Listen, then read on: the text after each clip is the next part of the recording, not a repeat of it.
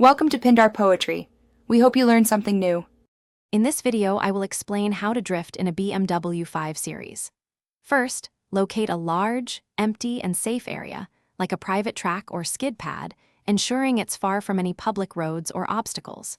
Before attempting any maneuvers, confirm your vehicle is in excellent working order, especially tires and brakes. Crucially, fully disable your car's traction control and stability control systems to allow the wheels to spin freely. This preparation is vital for both safety and successful execution.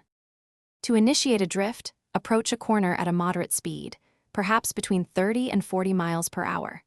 As you enter the turn, quickly turn the steering wheel in the desired direction, then immediately apply a burst of throttle. This action will cause the rear wheels to lose traction and the car to begin sliding.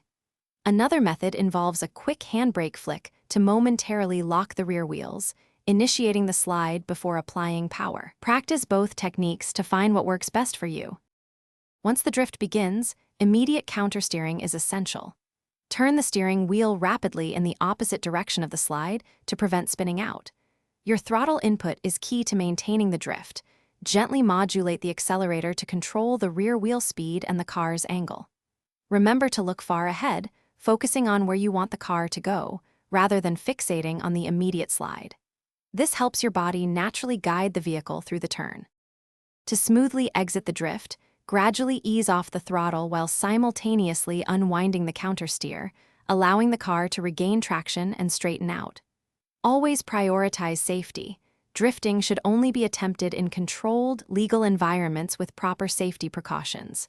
Remember, practice makes perfect, but always within your limits and your car's capabilities. Also, for some great deals and to check out those darn tough socks with a lifetime warranty, make sure to look at the links in the description below. Thanks for watching. Thanks for watching. Consider subscribing if we helped you.